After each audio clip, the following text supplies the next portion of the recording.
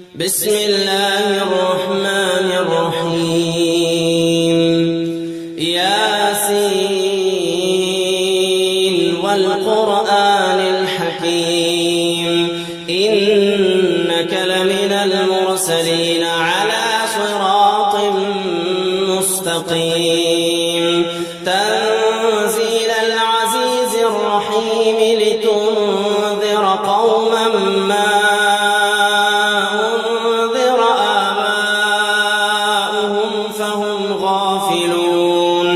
لقد حق القول على أكثرهم فهم لا يؤمنون إنا جعلنا في أعناقهم أغلالا فهي إلى الأذقان فهم مقمحون وجعلنا من بين أيديهم سدا ومن خلفهم سدا فأغشيناهم فهم لا يبصرون وسواء عليهم أأنذرتهم أم لم تنذرهم لا يؤمنون إنما تنذر من اتبع الذكر وخشي الرحمن بالغيب فبشره بمغفرة وأجر كريم إنا نحن نحيي الموتى ونكتب ما قدموا وآثارهم وكل شيء أحصيناه في إمام مبين واضرب لهم مثلا أصحاب القرية إذ جاءها المرسلون إذ أرسلنا إليهم اثنين فكذبوهما فعززنا بثالث فقالوا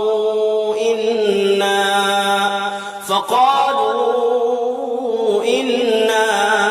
إليكم مرسلون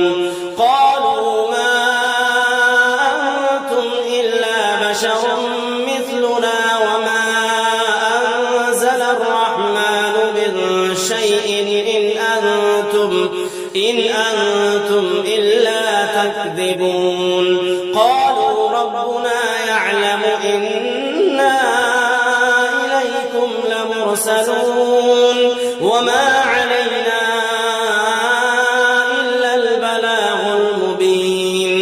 قالوا إنا تطيرنا بكم لئن لم تنتهوا لنرجمنكم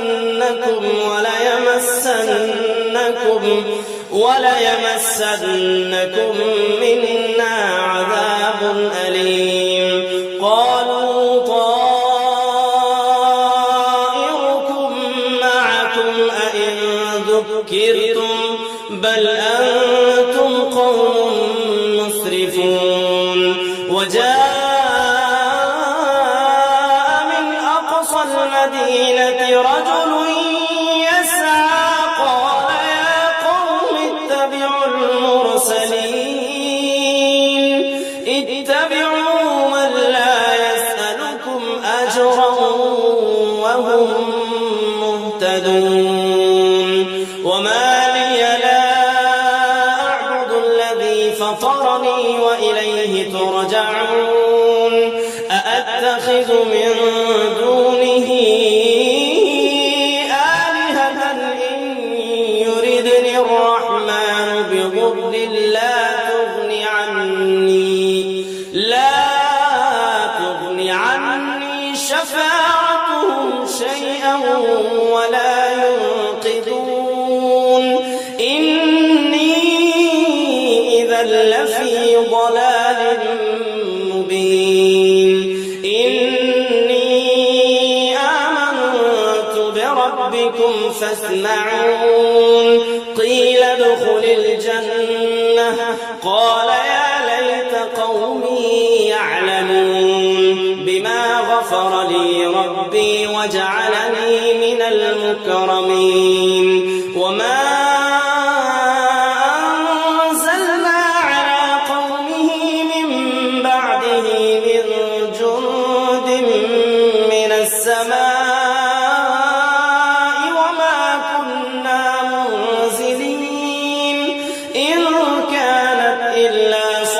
صيحة واحدة فإذا هم خامدون يا حسرة على العباد ما يأتيهم من رسول إلا كانوا به يستهزئون ألم يروا كم أهلكنا قبلهم من القرون أنهم إليهم لا يرجعون وإن كل لما جميع لدينا محضرون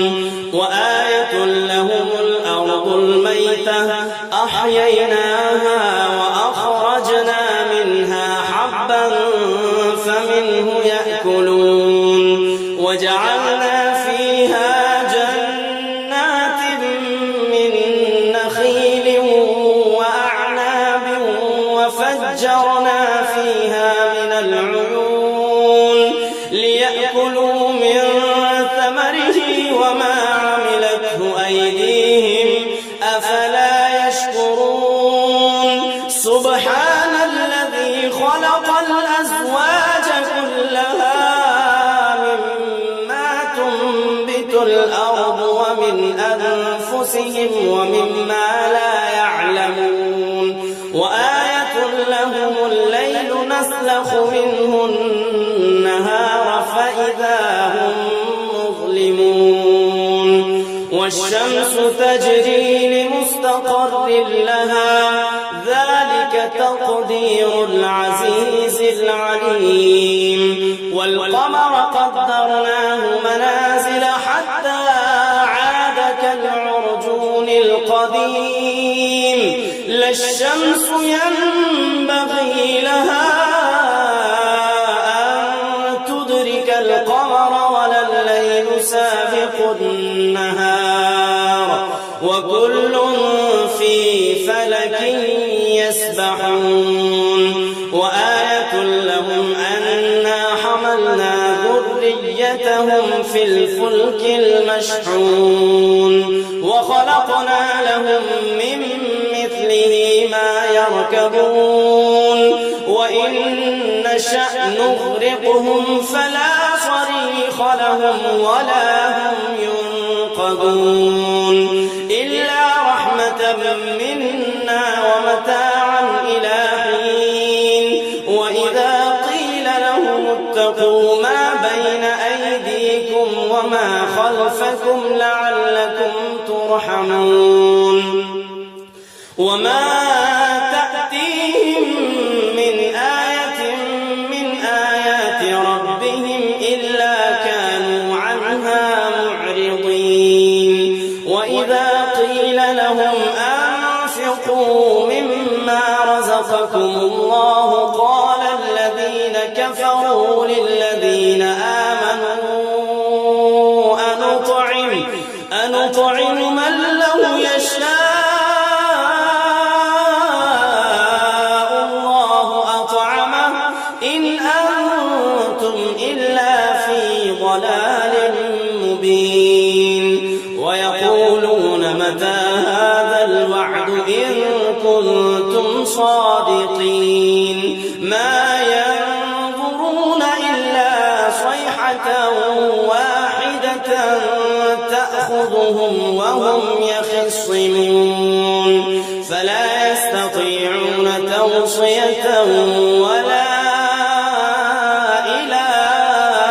أهلهم يرجعون ونفخ في الصور فإذا هم من الأجداث إلى ربهم ينسلون قالوا يا ويلنا من بعثنا من مرقدنا هذا ما وعد الرحمن وصدق المرسلون إن كانت إلا صيحة واحدة فإذا هم جميع لدينا محضرون فاليوم لا تظلم نفس شيئا ولا تجزون إلا ما كنتم تعملون إن أصحاب الجنة اليوم في شغل فاكهون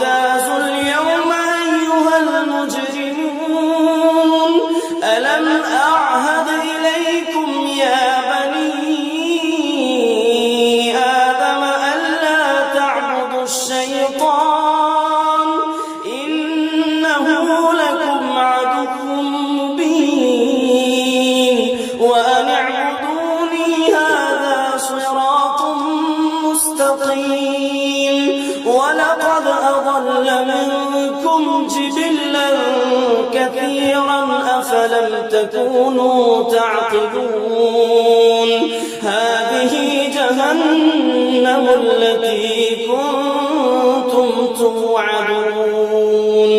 اصلوها اليوم بما كنتم تكفرون اليوم نختم على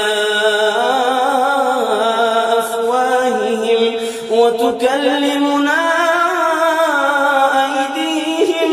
وتشهد أرجلهم بما كانوا يكسبون ولو نشاء لطمسنا على أعينهم فاستبقوا الصراط فأنى يبصرون ولو نشاء لمسخناهم على مكانتهم فما استطاعوا مضيا ولا يرجعون ومن نعمره ننكسه في الخلق أفلا يعقلون وما علمناه الشعر وما ينبغي له إن هو إلا ذكر وقرآن مبين لينذر من كان حيا ويحق القول على الكافرين أولم يروا أنا خلقنا لهم مما عملت أيدينا أنعاما فهم لها مالكون وذللناها لهم فمنها ركوبهم ومنها يأكلون ولهم فيها منافع ومشارب أفلا يشكرون واتخذوا من دون الله آلهة لعلهم ينصرون لا يستطيعون نصرهم وهم لهم جند محضرون فلا يحزنك قولهم إنا نعلم ما يسرون وما يعلنون أولم ير الإنسان أنا خلقناه من نطفة فإذا هو خصيم مبين وضرب لنا مثلا ونسي خلقه قال من يحيي العظام وهي رميم قل يحييها الذي أنشأها أول مرة وهو بكل خلق عليم الذي جعل لكم من الشجر الأخضر نارا فإذا أنتم منه توقدون أوليس الذي خلق السماوات والأرض بقادر على أن يخلق مثلهم بلى وهو الخلاق العليم إنما أمره إذا أراد شيئا أن يقول له كن فيكون فسبحان الذي بيده ملكوت كل شيء وإليه ترجعون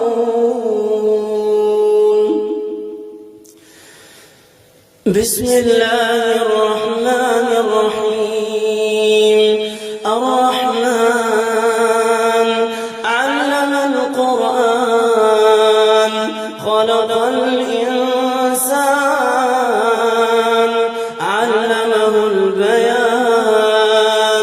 الشمس والقمر بحسبان والنجم والنجم والشجر يسجدان والسماء رفعها ووضع الميزان ألا تطغوا في الميزان وأقيموا الوزن بالقسط ولا تخسروا الميزان والأرض وضعها للأنام فيها فاكهة والنخل ذات الأكمام والحب ذو العصف والريحان فبأي آلاء ربكما تكذبان خلق الإنسان من صلصال كالفخار وخلق الجان من مارج من نار فبأي آلاء ربكما تكذبان رب المشرقين ورب المغربين فبأي آلاء ربكما تكذبان مرج البحرين يلتقيان بينهما برزخ لا يبغيان فبأي آلاء ربكما تكذبان يخرج منهما اللؤلؤ والمرجان فبأي آلاء ربكما تكذبان وله الجوار المنشآت في البحر كالأعلام فبأي آلاء ربكما تكذبان كل من عليها فان كل من عليها فان ويبقى وجه ربك ذو الجلال والإكرام فبأي آلاء ربكما تكذبان يسأله من في السماوات والأرض كل يوم هو في شأن فبأي آلاء ربكما تكذبان سنفرغ لكم أيها الثقلان فبأي آلاء ربكما تكذبان يا معشر الجن والإنس إن استطعتم أن تنفذوا من أقطار السماوات والأرض فانفذوا لا تنفذون إلا بسلطان فبأي آلاء ربكما تكذبان يرسل عليكما شواظ من نار ونحاس فلا تنتصران فبأي آلاء ربكما تكذبان فإذا انشقت السماء فكانت وردة كالدهان فبأي آلاء ربكما تكذبان فيومئذ لا يسأل عن ذنبه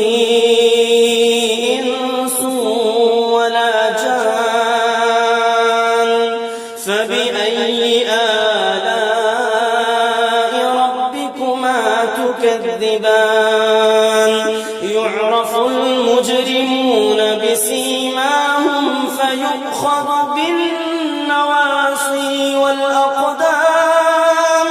فبأي آلاء ربكما تكذبان هذه جهنم التي يكذب بها المجرمون يطوفون بينها وبين حميم آن فبأي آلاء ربكما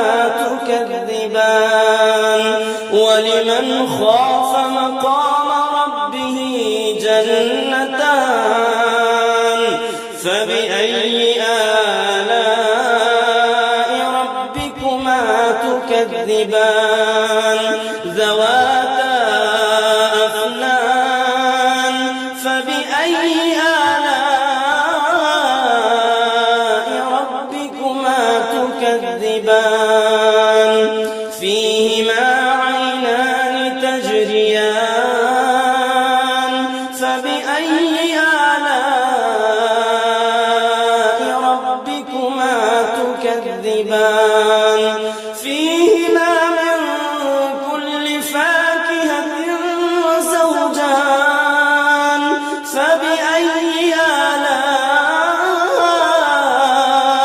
ربكما تكذبان متكئين على فرش بطائنها من استبرق وجنى الجنتين دان فبأي آلاء ربكما تكذبان فيهن قاصرات الطرف لم يطمثهن إنس قبلهم ولا جان فبأي آلاء ربكما تكذبان كأنهن الياقوت والمرجان فبأي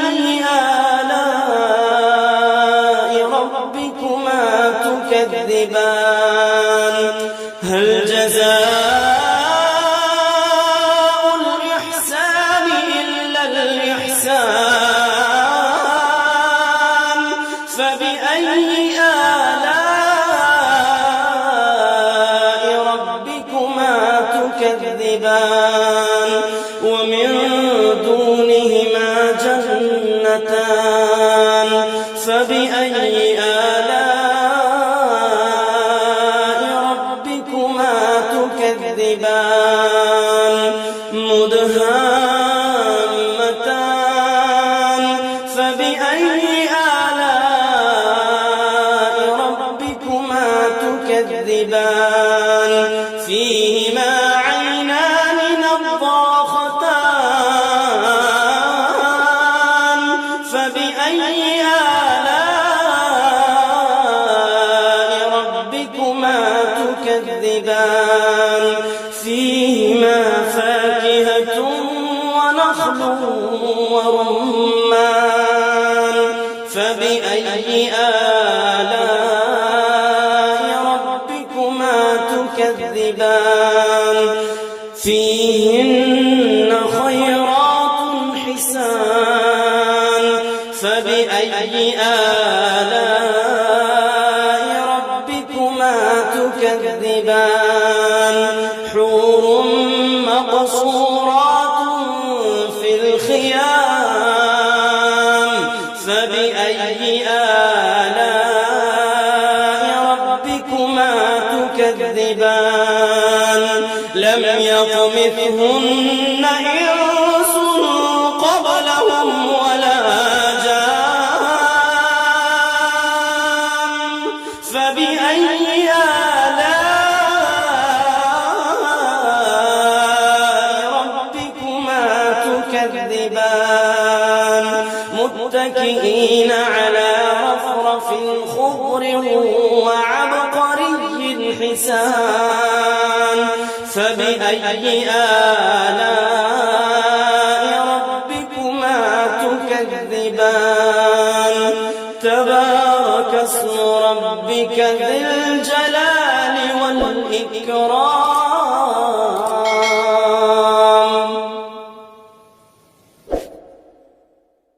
بسم الله الرحمن الرحيم إذا وقعت الواقعة ليس لوقعتها كاذبة خافضة رافعة إذا رجت الأرض رجا وبست الجبال بسا فكانت هباء منبثا وكنتم أزواجا ثلاثة فأصحاب الميمنة ما أصحاب الميمنة وأصحاب المشأمة ما أصحاب المشأمة والسابقون السابقون أولئك المقربون في جنات النعيم ثلة من الأولين وقليل من الآخرين على سرر موضونة متكئين عليها متقابلين يطوف عليهم ولدان مخلدون بأكواب وأباريق وكأس من معين لا يصدعون عنها ولا ينزفون وفاكهة مما يتخيرون ولحم طير مما يشتهون وحور عين كأمثال اللؤلؤ المكنون جزاء بما كانوا يعملون لا يسمعون فيها لغوا ولا تأثيما إلا قيلا سلاما سلاما وأصحاب اليمين ما أصحاب اليمين في سدر مخضود وطلح منضود وظل ممدود وماء مسكوب وفاكهة كثيرة لا مقطوعة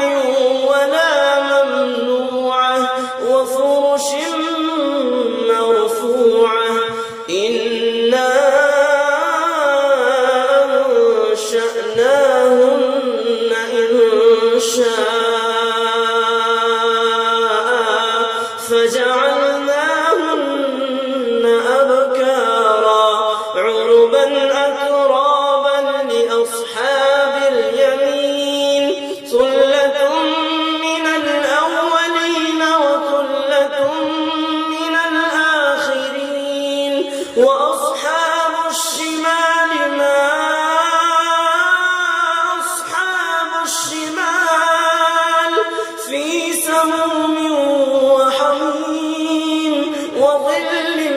من يحموم لا بارد ولا كريم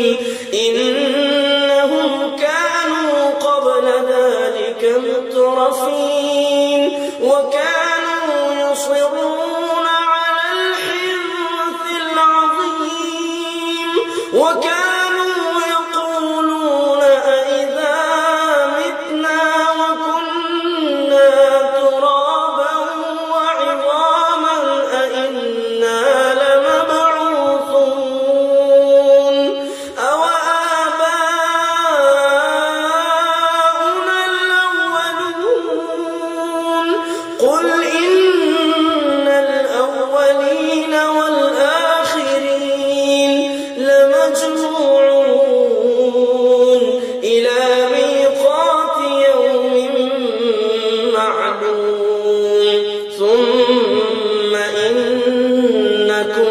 أيها الضالون المكذبون لآكلون من شجر من زقوم فمالئون منها البطون فشاربون عليه من الحميم فشاربون شرب الهيم هذا نزلهم يوم الدين نحن خلقناكم فلولا تصدقون أفرأيتم ما تمنون أأنتم تخلقونه أم نحن الخالقون نحن قدرنا بينكم الموت وما نحن بمسبوقين على أن نبدل أمثالكم وننشئكم فيما لا تعلمون ولقد علمتم النشأة الأولى فلولا تذكرون أفرأيتم ما تحرثون أأنتم تزرعونه أم نحن الزارعون لو نشاء لجعلناه حطاما فظلتم تفكهون إنا لمغرمون بل نحن محرومون أفرأيتم الماء الذي تشربون أأنتم أنزلتموه من المزن أم نحن المنزلون لو نشاء جعلناه أجاجا فلولا تشكرون أفرأيتم النار التي تورون أأنتم أنشأتم شجرتها أم نحن المنشئون نحن جعلناها تذكرة ومتاعا للمقوين فسبح باسم ربك العظيم فلا أقسم بمواقع النجوم وإنه لقسم لو تعلمون عظيم إنه لقرآن كريم في كتاب مكنون لا يمسه إلا المطهرون تنزيل من رب العالمين أفبهذا الحديث أنتم مدهنون وتجعلون رزقكم أنكم تكذبون فلولا إذا بلغت الحلقوم وأنتم حينئذ تنظرون ونحن أقرب إليه منكم ولكن لا تبصرون فلولا إن كنتم غير مدينين ترجعونها إن كنتم صادقين فأما إن كان من المقربين فروح وريحان وجنة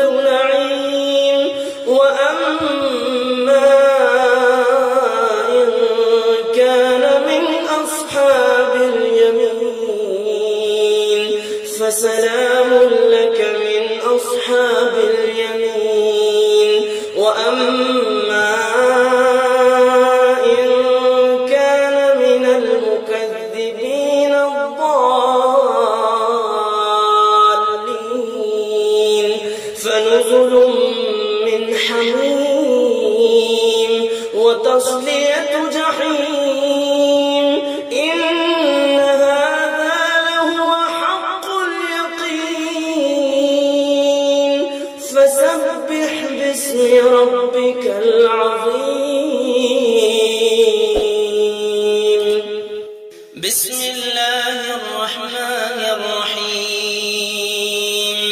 تبارك الذي بيده الملك وهو على كل شيء قدير الذي خلق الموت والحياة ليبلوكم أيكم أحسن عملا وهو العزيز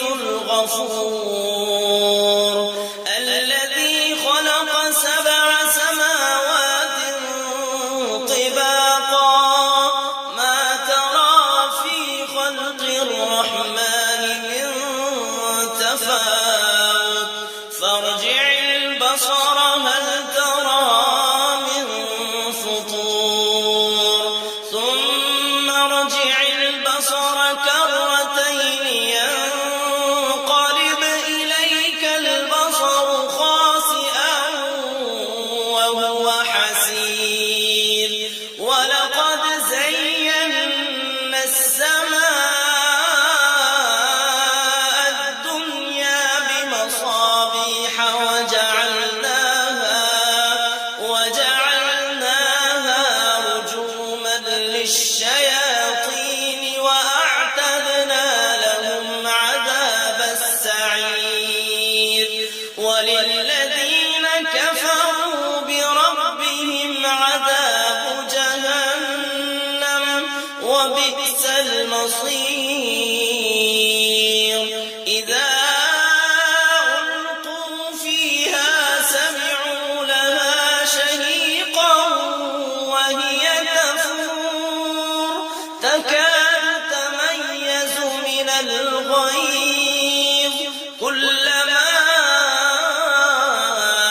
ألقي فيها فوج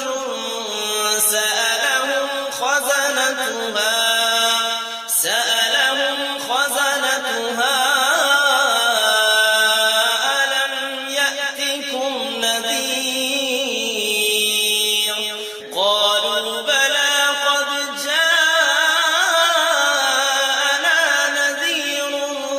فكذبنا وقلنا ما نزل الله من شيء إن أنتم إلا في ضلال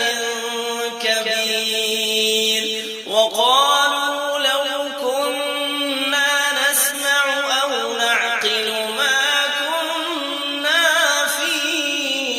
أصحاب السعير فاعترفوا بذنبهم فسحقا لأصحاب السعير إن الذين يخشون ربهم بالغيب لهم مغفرة وأجر كبير وأسروا قولكم أو اجهروا به إنه عليم بذات الصدور ألا يعلم من خلق وهو اللطيف الخبير هو الذي جعل لكم الأرض ذلولا فامشوا في مناكبها وكلوا من رزقه وإليه النشور أأمنتم من في السماء أن يخسف بكم الأرض فإذا هي تمور أم أمنتم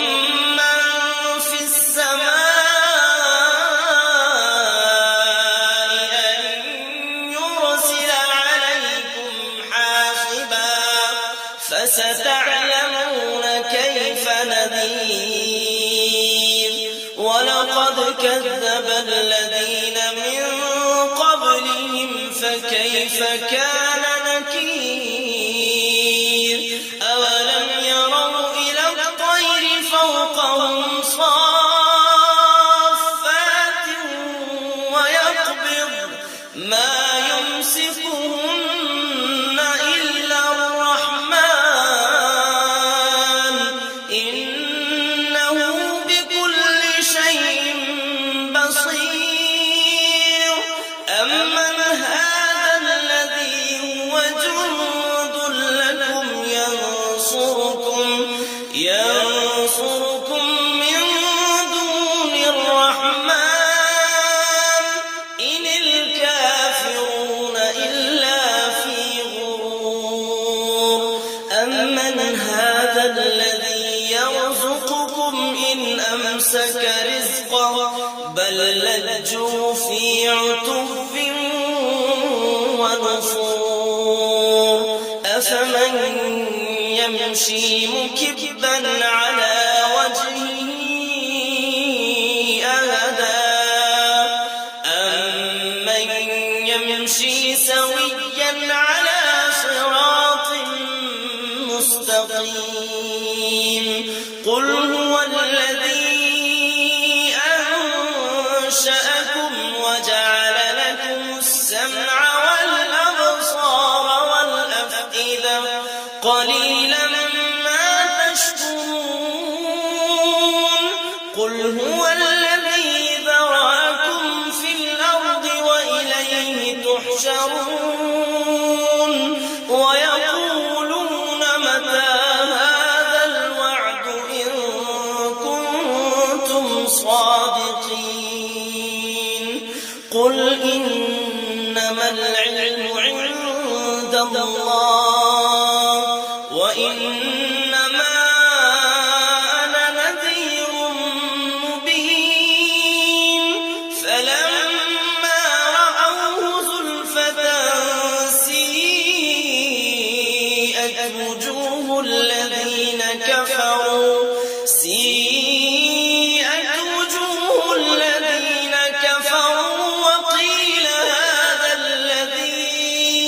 وقيل هذا الذي كنتم به تدعون قل أرأيتم إن أهلكني الله ومن معي أو رحمنا فمن يجير الكافرين من عذاب أليم قل هو الرحمن آمنا به وعليه توكلنا فستعلمون من هو في ضلال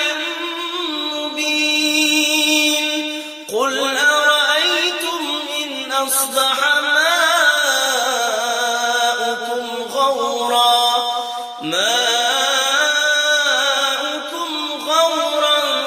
فمن